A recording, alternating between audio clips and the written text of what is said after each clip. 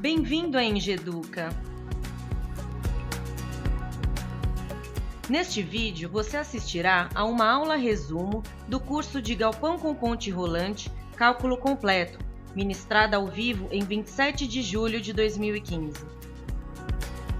Nas aulas online ao vivo, você terá total interação com o professor e seus colegas. Em sua tela, você sempre verá o professor, o chat e a lousa interativa, onde são feitas as apresentações, anotações, cálculos e desenhos. Aproveite a aula! Olá, sejam bem-vindos. Hoje nós vamos fazer uma aula resumo sobre a determinação das ações atuantes num galpão para uso industrial, um galpão com ponte rolante, para que nós possamos continuar no nosso curso a fazer o cálculo completo desse galpão. Então, a partir de agora, nós vamos entender um pouquinho mais sobre quais ações atuam nesse galpão e utilizar os dados do projeto que nós temos até agora.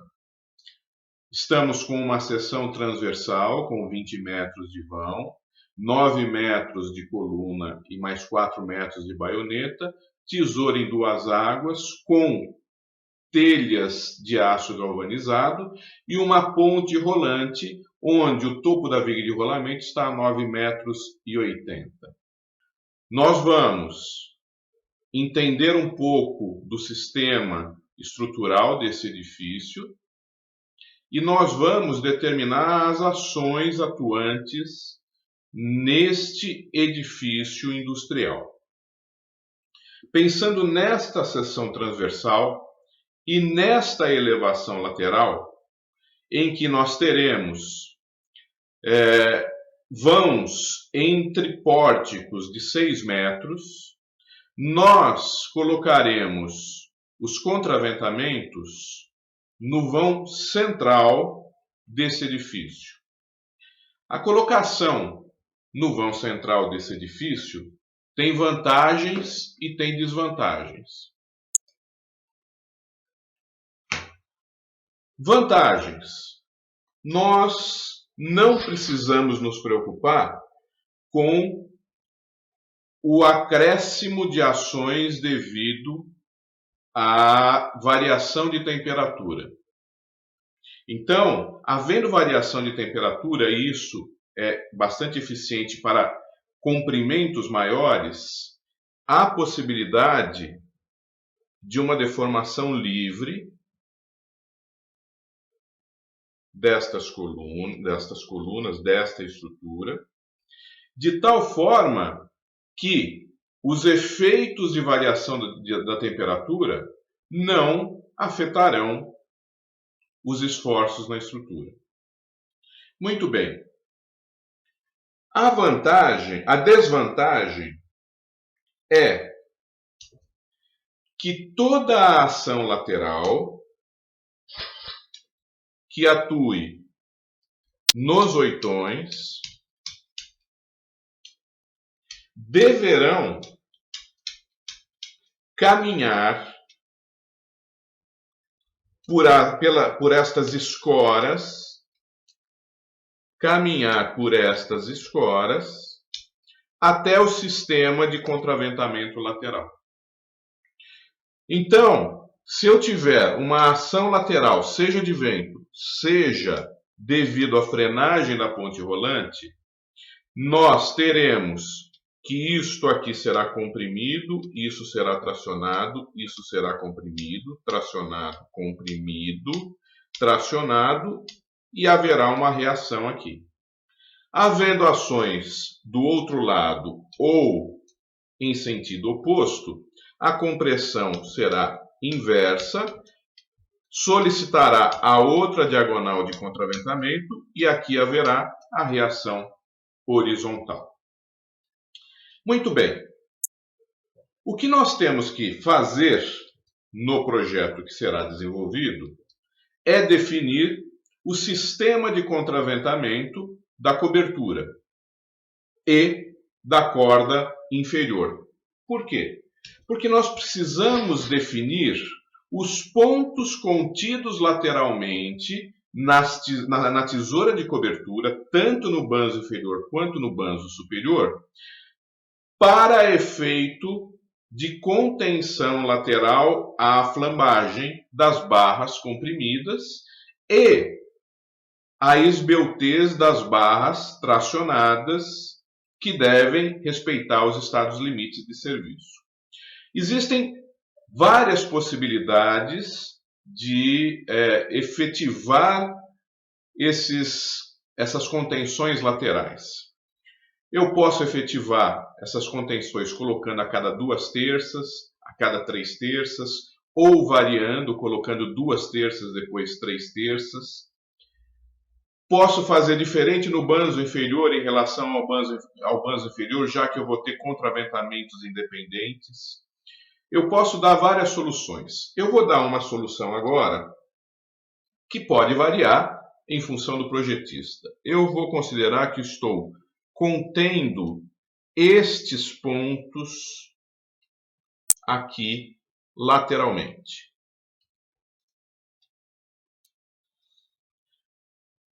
Então eu estou a cada 2 terças no começo do vão, depois eu pulo para 3 terças, vou fazer o superior igual ao inferior para desenhar uma vez só, mas eu poderia fazer o inferior a cada 2, independente de estar diferente da cobertura, porque eles serão independentes. Dessa forma, o que eu faço é desenhar os eixos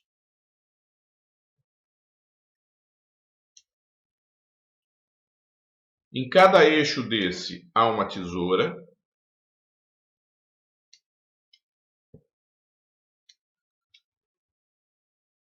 E eu vou colocar aqui o contraventamento do banzo inferior dessa tesoura.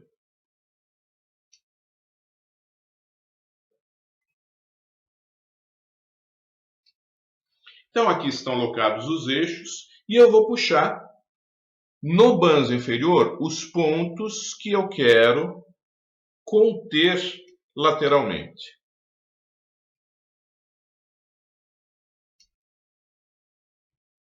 Esses são os pontos que eu quero conter lateralmente. Nós sabemos que não existem terças no banzo inferior.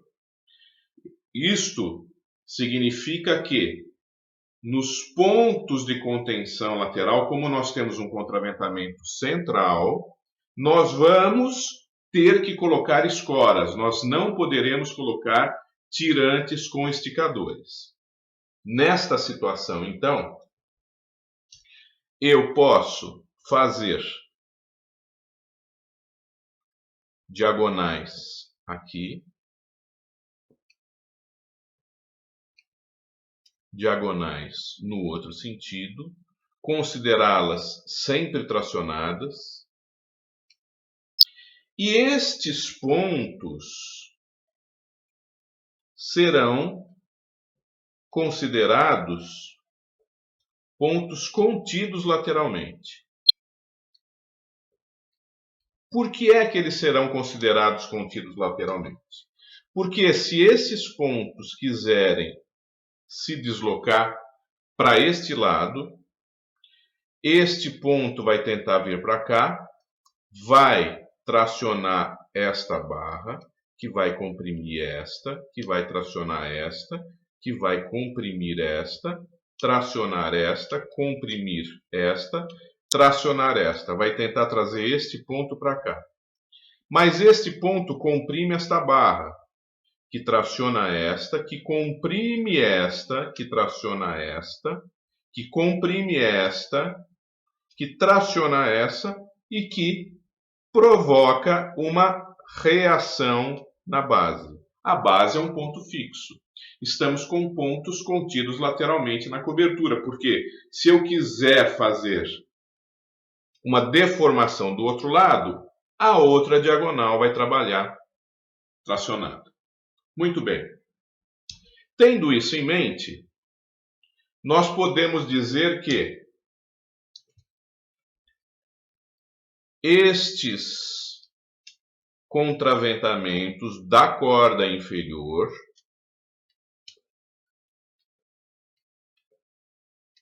trabalharão junto com estas escoras que serão instaladas entre tesouras,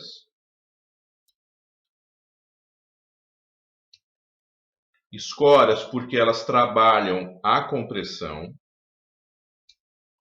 E além dessas escoras, em função das possíveis ações laterais que podem ocorrer, laterais, entendam, longitudinais, que são as ações devidas ao vento, por exemplo.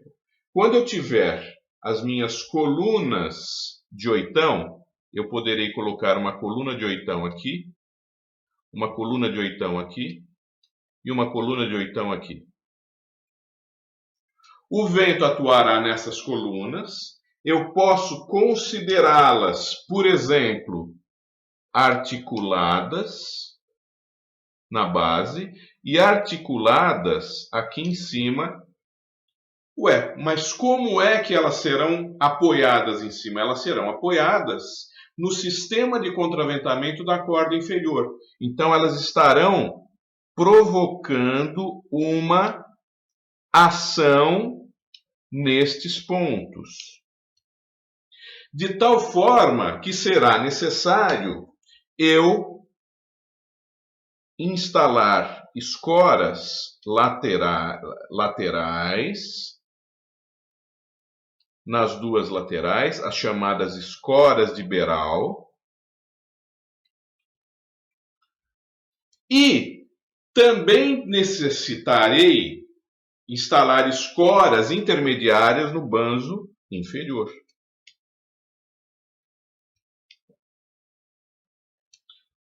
E essas escoras terão a função de levar até o sistema de contraventamento as ações provocadas pelas colunas de oitão e, além disso, também limitarão o comprimento de flambagem fora do plano destas tesouras. A mesma coisa vai acontecer para o outro lado. Então, este carregamento, esta ação caminha pelas escoras, chegando no sistema de contraventamento que será tracionado, que levará para a fundação. Então, é dessa forma que nós vamos considerar o nosso edifício industrial em relação à resistência, estabilidade e deslocamento. Então, nós vamos calcular desta forma o galpão. Muito bem, e a ponte rolante? A ponte rolante, ela tem ações que são ações longitudinais, devido à frenagem da ponte rolante, mas também tem ações transversais, devido à frenagem do trolley sobre a ponte rolante. Essas ações longitudinais estarão atuando no nível superior da viga de rolamento. E quando eu tiver essas ações longitudinais, estas vigas de rolamento servirão como elemento de transmissão dos esforços para os contraventamentos, que, se quiser deslocar para lá, tracionará este contraventamento, comprimirá esta escora, tracionará este contraventamento e levará para as fundações. O contrário também acontece. Se eu tiver a viga de rolamento freando para cá, comprime esta viga de rolamento, traciona essa diagonal, comprime essa escora, traciona essa diagonal e eu tenho a reação no apoio. Temos que enxergar o galpão industrial como uma estrutura em 3 dimensões. Não dá para se trabalhar apenas no plano. Entretanto, quando eu considerar a frenagem do trolley, eu poderia, por exemplo, fazer um sistema de contraventamento nas 2 laterais do galpão. Mas nós temos um vão pequeno, nós temos um comprimento pequeno, e neste cálculo nós vamos considerar que a frenagem, esta força de frenagem devido ao trolley, será suportada pelo pórtico composto das colunas, tesouras e baionetas do galpão. Então ele deverá ter resistência e estabilidade para esta situação. Cada pórtico deverá ter resistência e suportará sozinho a esses carregamentos. Muito bem. O contraventamento da cobertura será, então, simplesmente para definir os pontos contidos lateralmente para efeito de flambagem local das barras. E um pequeno esforço lateral devido ao fechamento na região da tesoura. Então será um contraventamento leve. O contraventamento da corda inferior será um contraventamento mais pesado, e mais pesado ainda será o contraventamento lateral deste galpão. Será necessário definir as ações permanentes. Aqui nós estamos colocando como ações permanentes o peso próprio da tesoura, o peso próprio das terças e longarinas, e aqui eu estou colocando algumas estimativas através de uma expressão bastante conhecida em quilonewtons por metro quadrado, aqui em quilonewtons por metro quadrado de terça de cobertura e longarina também, uma estimativa para peso próprio de tirantes de mãos francesas, as telhas, um peso próprio de baioneta também estimado, o peso próprio da coluna inferior, o peso próprio da viga de rolamento, o peso próprio dos trilhos mais os acessórios que serão utilizados, o peso próprio de uma passarela de manutenção em chapa xadrez de 6 milímetros, que será colocada entre a viga de rolamento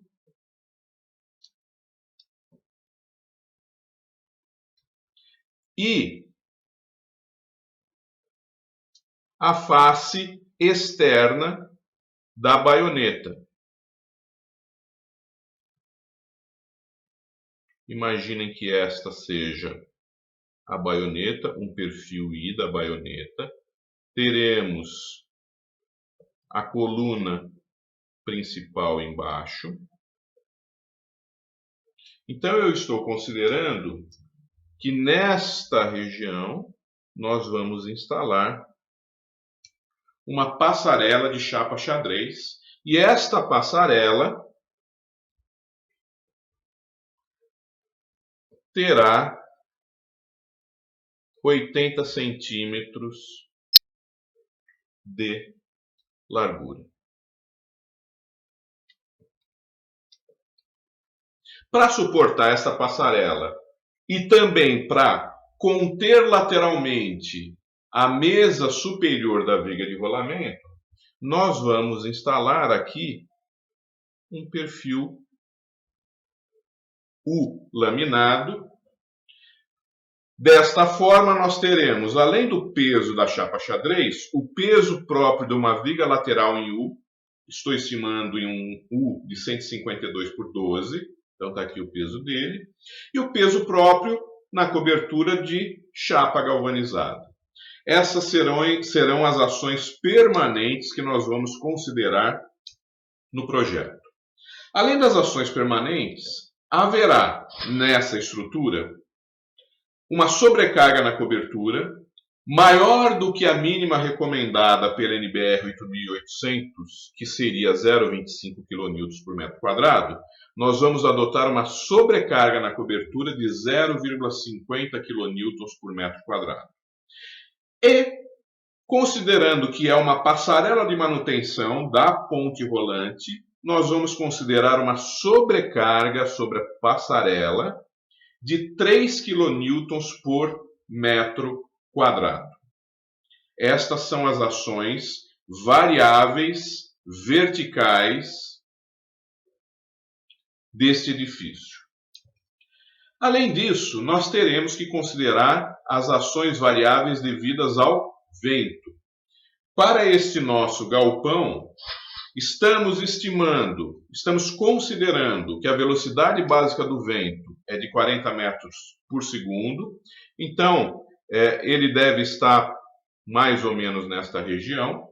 O fator topográfico será considerado igual a 1, ou seja, aproximadamente plano. O fator estatístico S3 será considerado igual a 1, um galpão com alto fator de ocupação, e ele estará numa rugosidade 3.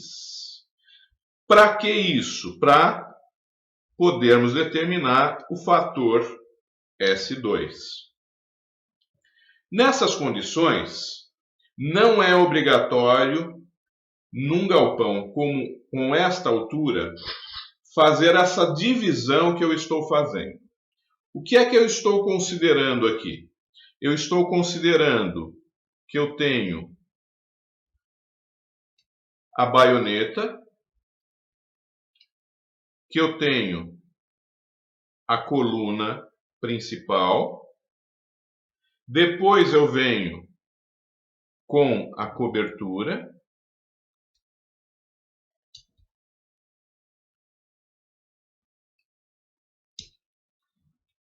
e aqui eu tenho a viga de rolamento. Eu estou dividindo a altura da coluna para determinar a velocidade característica para cada altura e, na sequência, determinar a pressão de obstrução para cada altura. Então, aqui foi dividido. Nós temos a viga de rolamento na elevação 9 metros, é um nível. Isso daqui foi dividido a 5 metros, um outro nível. A 13 metros, o topo da baioneta, e a 14 metros, o topo da tesoura. E isso faz com que nós possamos determinar o fator S2, que é a função da altura da edificação, para cada um destes trechos. Então, quando H é igual a 5 metros, foi determinada uma ação devido ao vento.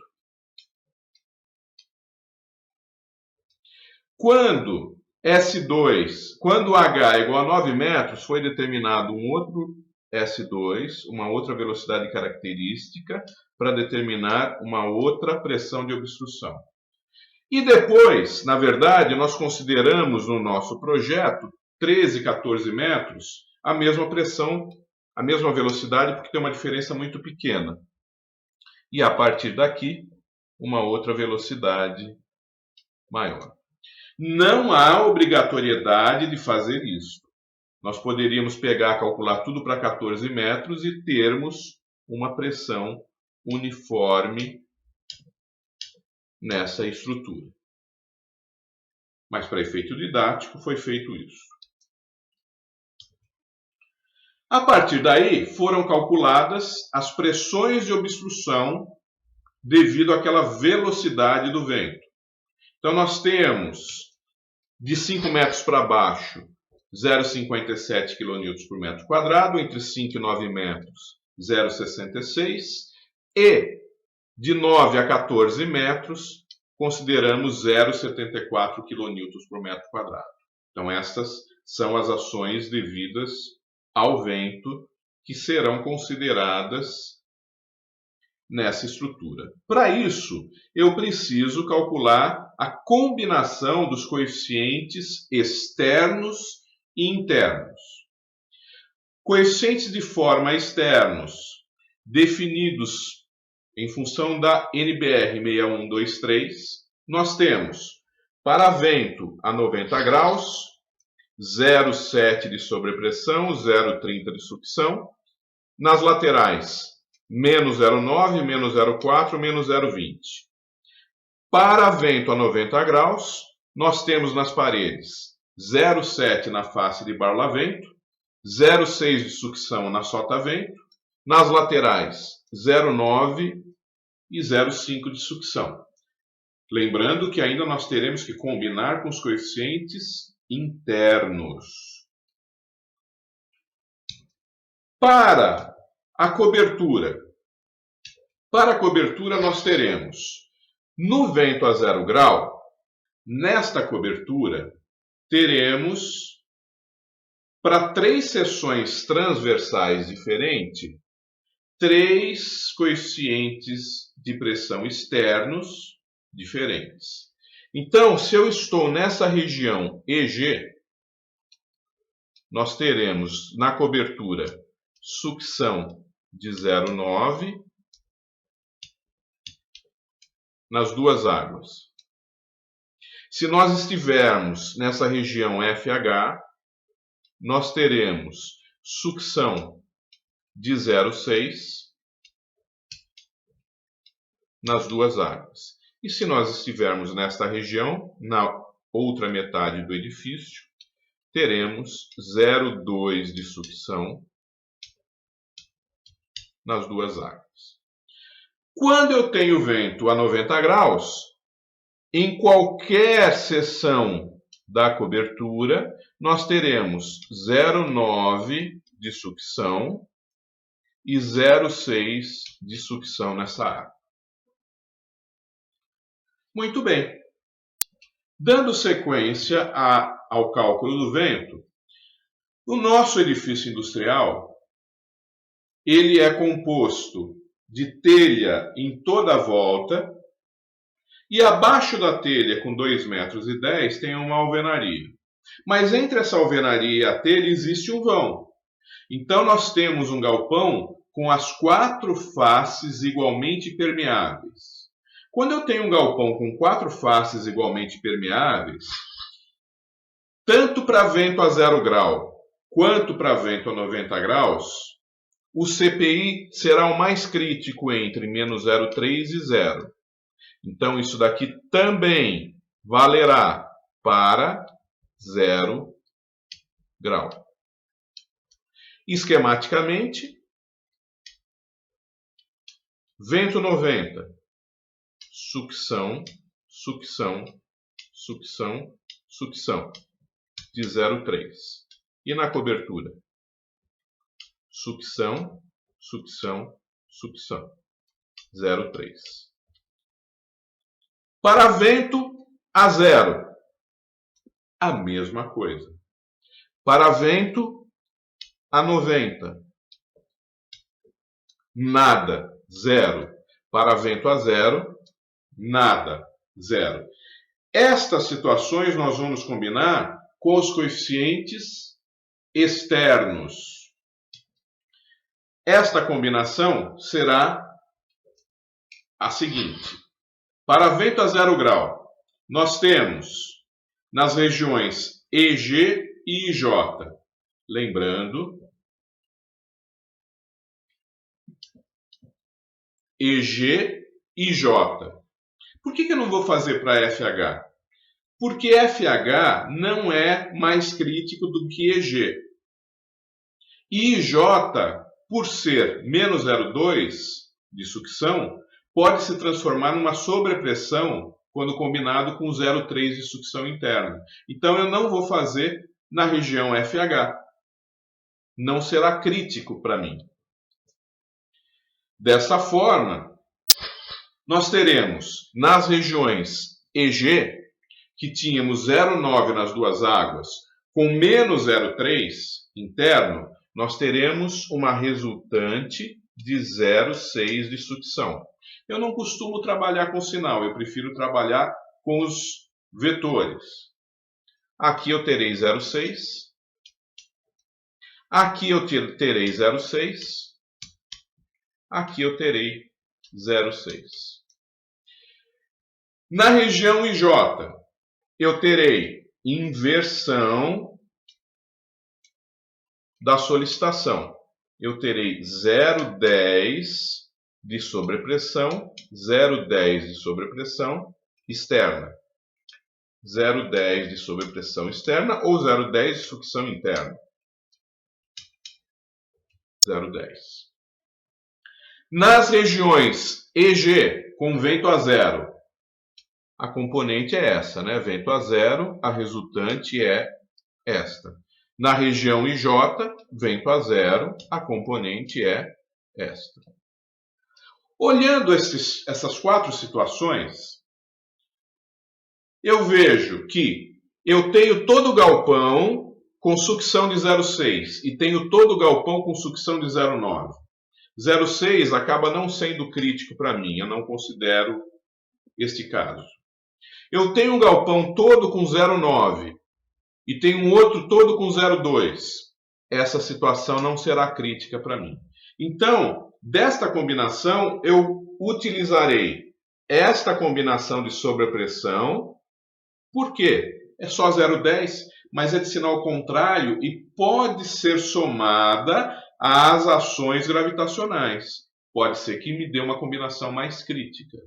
E vou considerar essa 0,9, que é a máxima sucção. Então, neste caso, eu já tenho duas ações devidas ao vento. Para vento a 90 graus, eu terei 0,7 com 0,3. Então, neste caso, eu tenho a componente de 1. 0,6 com 0,3, eu tenho a componente 0,3. 0,9 com 0,3, eu tenho a componente 0,6.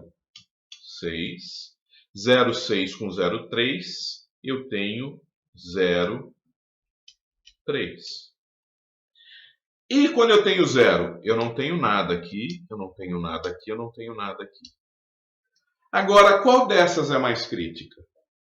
Eu tenho de um lado, 0,7, do outro, 1 e 0,7.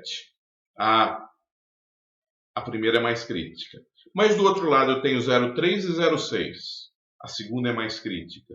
Depois eu tenho 0,6 com 0,9 e 0,3 com 0,6. Eu não consigo definir qual dessas duas é mais crítica. Para alguns elementos da estrutura, a primeira pode ser mais crítica. Para outros elementos da estrutura, a segunda pode ser mais crítica. Então eu serei obrigado a calcular a estrutura para essas outras duas situações de vento.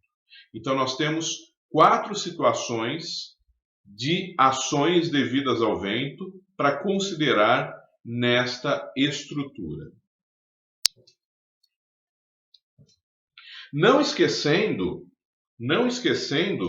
que, além de considerar na seção transversal, nós temos o vento a 0 e a 90 graus com os devidos coeficientes externos e internos nos oitões também, que nós devemos considerar para calcular as colunas de oitão que nós consideramos em articulada,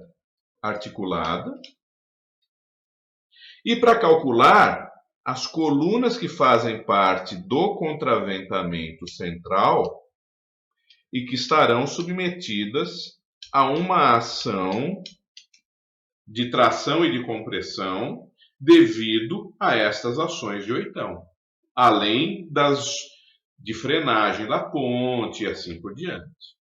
Muito bem. Além das ações devido às cargas gravitacionais que eu considerei lá no começo, atuando no galpão, nós precisamos fazer as combinações para o cálculo da ponte rolante. que na verdade pode ser feito independente do restante do galpão. E para isto, eu também vou determinar as ações permanentes, sobrecarga e variáveis para a viga de rolamento. Por que isso?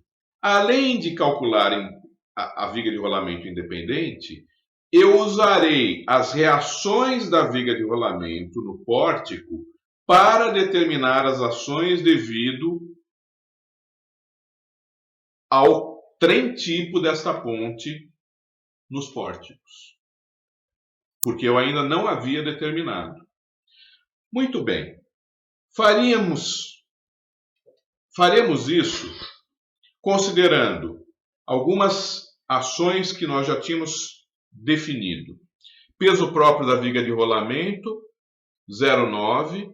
Peso próprio do trilho e acessórios, 0,4. Peso próprio da passarela de manutenção. Nós tínhamos considerado a passarela de manutenção como 0,67 kN por metro quadrado. Mas a nossa passarela de manutenção, que estará apoiada na viga de rolamento, estará apoiada na viga de travamento externa, faceando a coluna externa, tem 80 centímetros, mas só metade deste peso de passarela vai para a ponte. Então, eu multiplico por 0,80 e divido por 2. Tenho 0,27. Total das ações permanentes na viga de rolamento, 1,57 kN por metro, que, em função do famoso PL2 sobre 8, me dá um momento de 7,07 kN metro, e uma cortante de 4,71 kN. Bom, o que foi feito aqui? Viga bi-apoiada, como eu recomendo sempre que seja a viga de rolamento, momento fletor, força cortante. Reação. Ótimo! Nós sabemos que a reação devido à ponte rolante será igual a 4,71 kN. Então, nós vamos utilizar essa reação no cálculo do pórtico. Além da permanente, nós temos a sobrecarga na viga de rolamento. Esta sobrecarga foi considerada de 3 kN por metro quadrado. A passarela tem 80 centímetros, metade para a viga de rolamento, 1,20 kN por metro. Com esse 1,20, calculo o momento fletor, PL2 sobre 8, calculo a força cortante, que atuará também no pórtico. Então, eu já tenho a reação devido à sobrecarga na viga de rolamento no pórtico. O que é que está faltando? O cálculo do trem tipo, da ação variável devido ao trem tipo, da ponte rolante carregada. A ação atuante na viga de rolamento devido a esse trem tipo, nós obtemos com o fabricante da ponte que nós estamos considerando. Quando o fabricante da ponte rolante te dá o trem tipo, ele faz o seguinte: ele fala que esta ponte rolante, que tem duas rodas de um lado e tem duas rodas do outro, quando o trole está o mais próximo possível de um dos lados, ele vai me dar a ação máxima de cada roda na viga de rolamento. Se aqui é a ação máxima, P máximo, que para o nosso caso do exemplo, o fabricante informa que é de 163 kN, o que está incluso nesses 63 kN? a carga total que a ponte pode içar, mais o peso próprio da ponte, mais o peso próprio do trole, mais o peso próprio de todo o mecanismo. Ora, se o P máximo acontece desse lado, o P mínimo vai acontecer desse outro lado. Se ele não te fornecer o valor de P mínimo, é possível considerar, porque sempre vai estar próximo disso, o P mínimo aproximadamente igual a 40% do P máximo.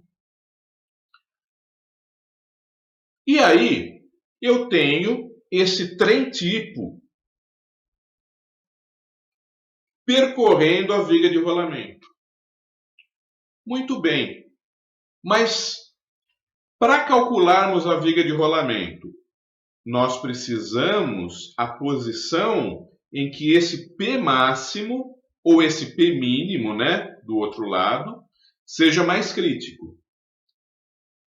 Para isso, nós vamos considerar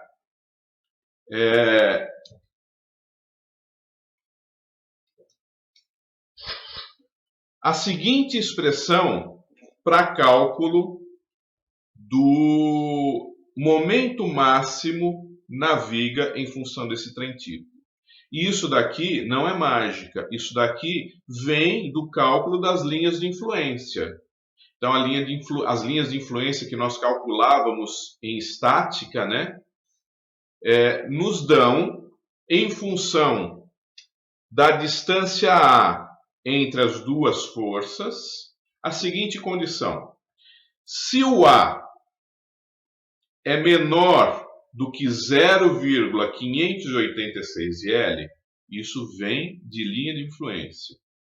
Se o A é menor que 0,586 do vão da viga L, e no nosso caso olha, no nosso caso, o A é menor do que 3,516, o nosso é 3,500.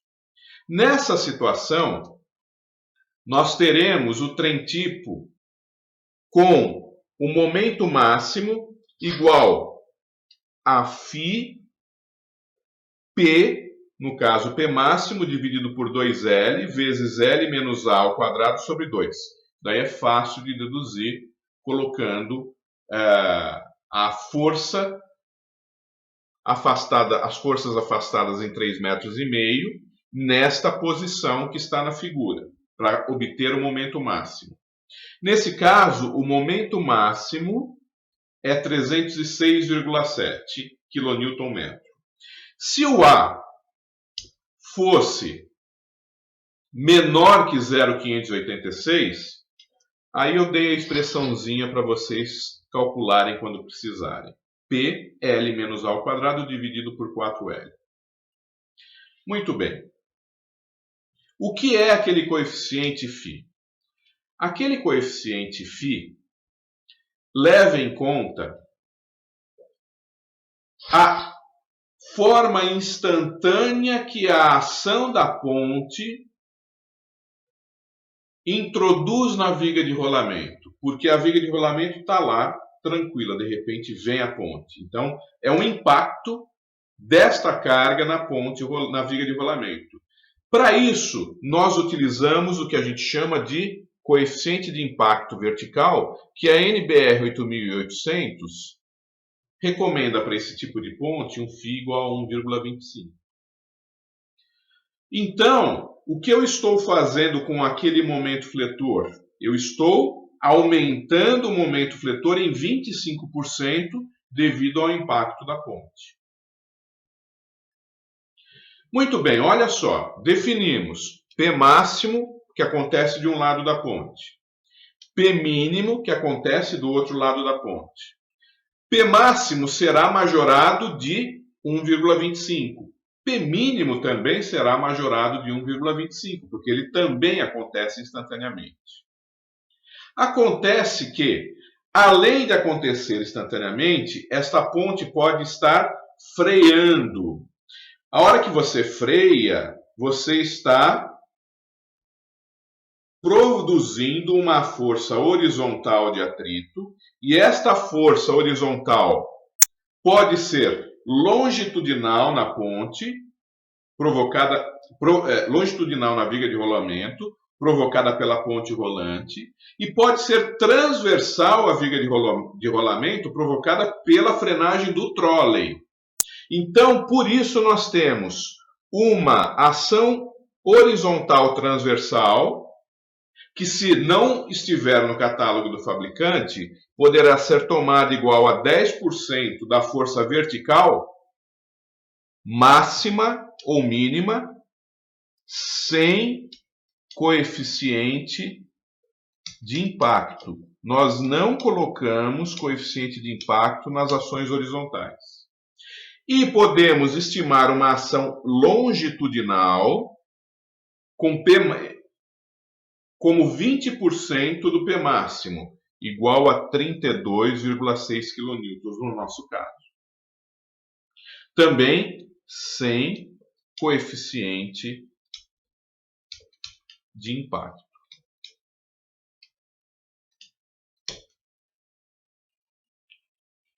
Com isso, nós temos então o momento máximo e nós podemos também e queremos a reação máxima e, consequentemente, o cisalhamento máximo para calcular a viga de rolamento ao cisalhamento e para calcular a reação dessa viga de rolamento que nós jogaremos no pórtico. Então, onde é que acontece a situação de cortante máxima, de reação máxima? Ora, quando uma das rodas está sobre o apoio. Então, neste caso, eu determino o diagrama de força cortante, determino a reação máxima, que no nosso caso é igual a 288,6 kN. Então, percebam o que nós fizemos. Nós determinamos as ações permanentes nas estruturas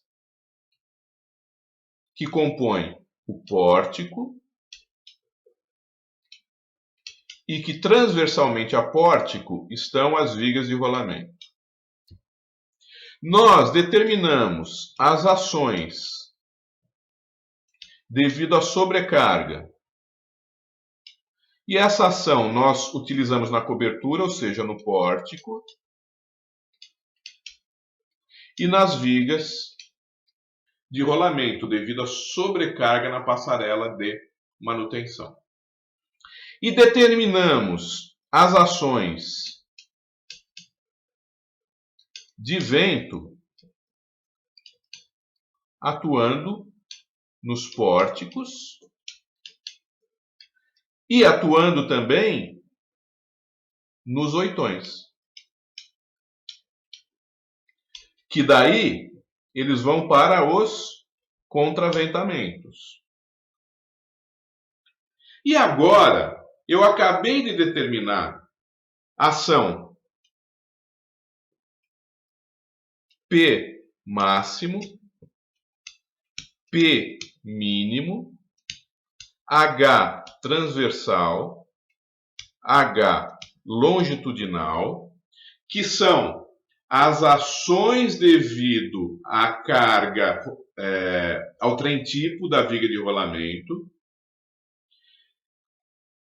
que provocam reações no pórtico, tanto reações verticais quanto reações horizontais, e que deverão ser adicionadas ao pórtico para calculá-lo. O que é que nós temos que fazer depois disso? Fazer a combinação de todas essas ações. Nós temos que combinar a ação permanente, ação devido à sobrecarga, ação devido ao vento, ação devido à ponte rolante. Aí tem o seguinte aspecto, que é o seguinte: quando eu tenho a coluna do pórtico,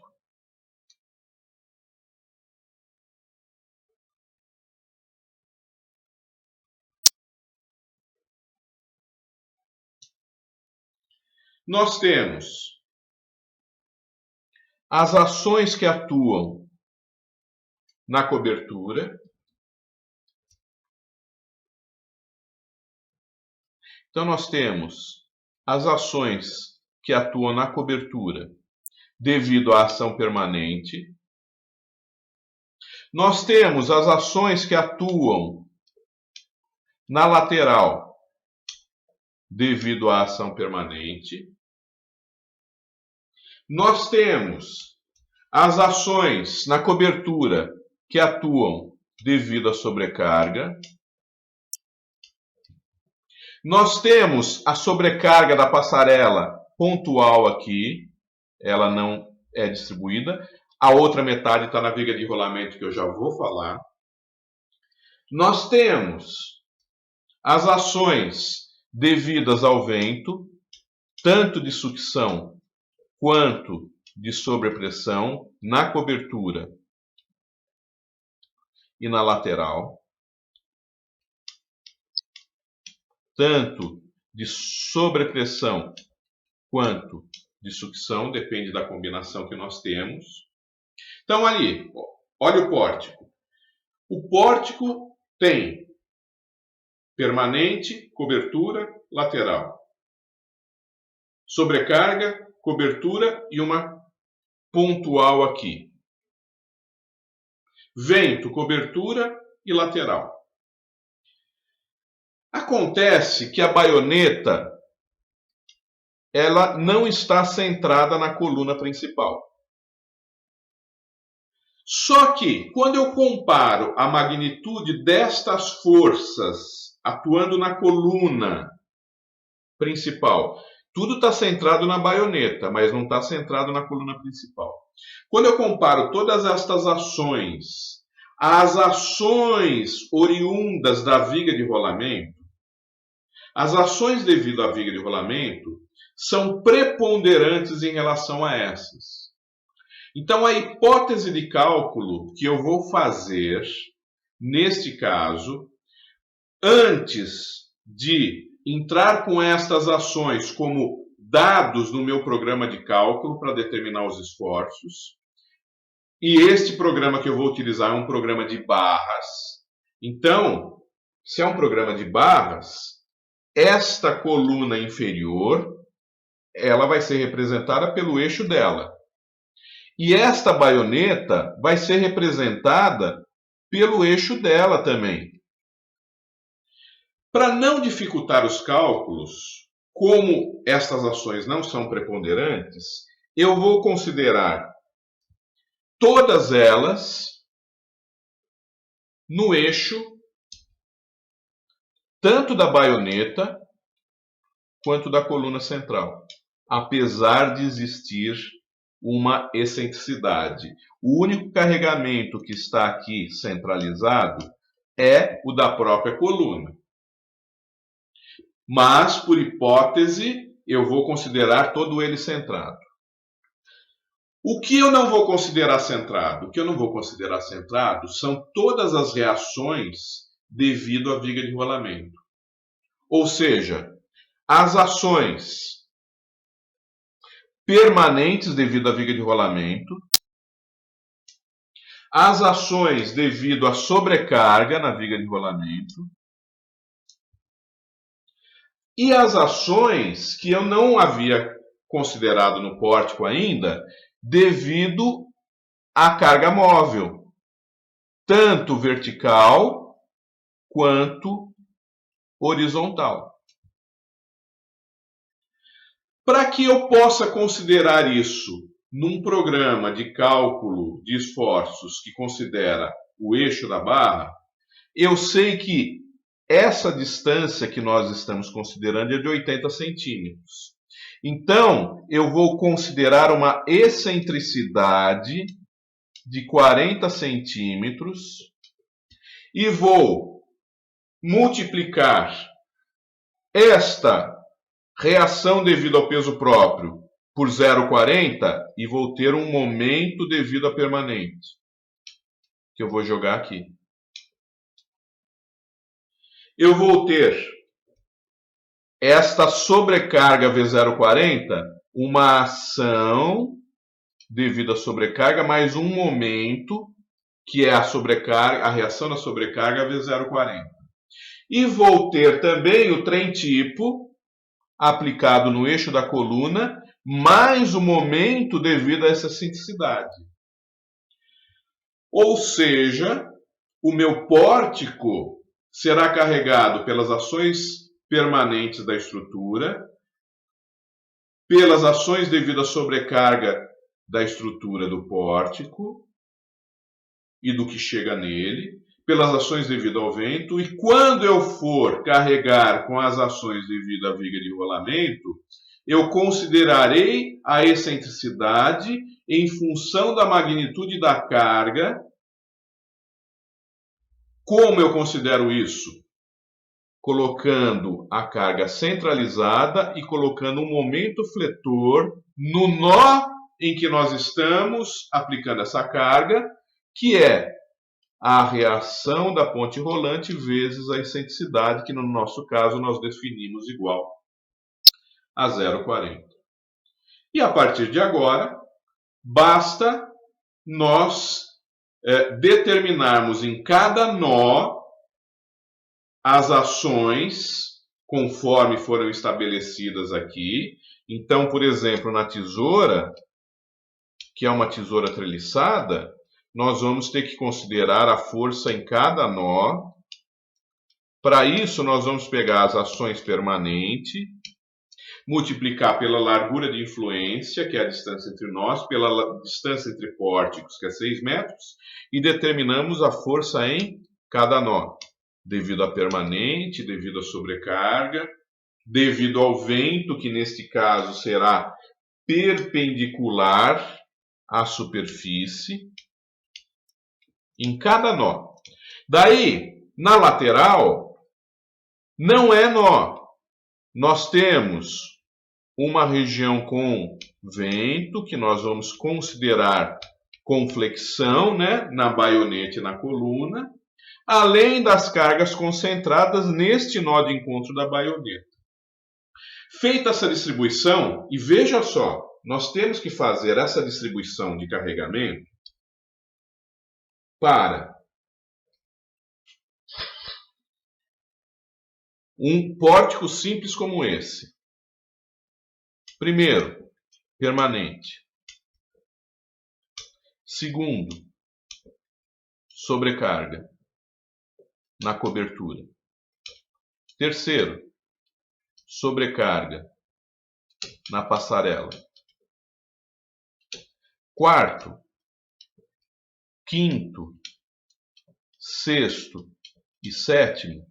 Vocês se lembram que a gente tinha 4 casos de vento? Ventos. Daí eu tenho mais 8, 9, 10 e 11, 4 casos de ponte rolante. Por que é que eu tenho 4 casos de ponte rolante? Porque eu vou ter que considerar. Aqui está uma coluna, aqui está outra coluna da ponte rolante. Eu deverei considerar P máximo desse lado, P mínimo desse lado. Frenagem para a direita é um caso. Daí eu considero a mesma coisa, só que agora P máximo, P mínimo, frenagem para a esquerda é outro caso. Agora eu pego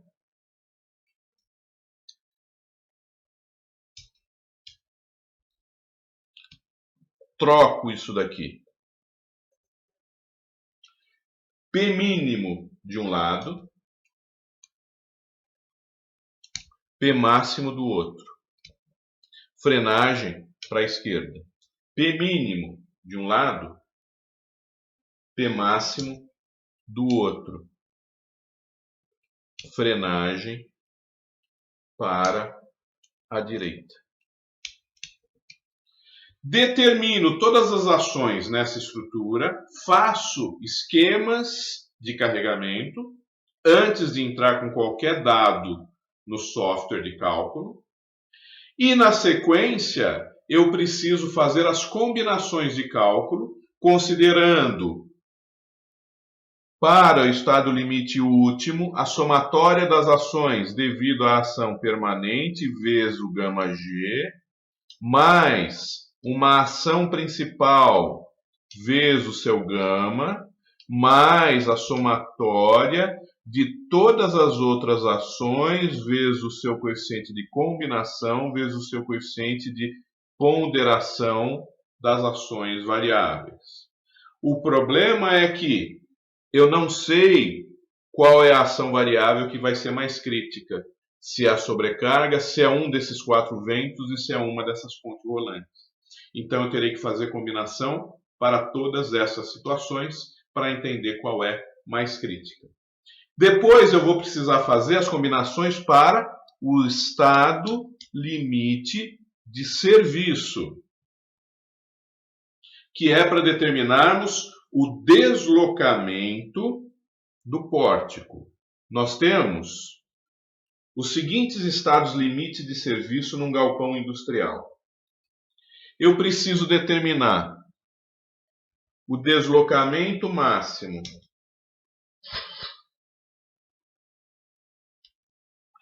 no nível da ponte rolante. Eu preciso determinar um deslocamento máximo no topo do edifício. E eu preciso também considerar o máximo, uma diferença máxima entre o deslocamento de um lado e o deslocamento do outro lado da coluna, ΔI mais ΔI, porque se eu tiver ΔI mais ΔI maior do que um limite de deslocamento horizontal, a ponte rolante pode sair do trilho. Então eu tenho que fazer as combinações de cálculo para determinar esses deslocamentos. 1, 2 e esse 3 relativo, para fazermos a verificação do estado limite de serviço. E a viga de rolamento? O estado limite de serviço da viga de rolamento é o deslocamento máximo na horizontal e o deslocamento máximo do conjunto viga de rolamento, viga lateral, chapa de piso na horizontal. Então nós temos todos esses estados limites a serem verificados. Ainda bem que temos programas de cálculo para isso. Diminui um pouco o trabalho manual, mas existe um trabalho manual muito grande no cálculo desses efeitos dos esforços e dos deslocamentos nas vigas de rolamento e nos pórticos que formam galpão com ponte rolante. Isso se o galpão for pequeno e nós não precisarmos fazer análise de segunda ordem considerando o efeito P delta, porque senão o trabalho é maior ainda. Muito bem, gente. O que eu queria apresentar hoje era isso. Eu agradeço a presença de vocês. Muito obrigado.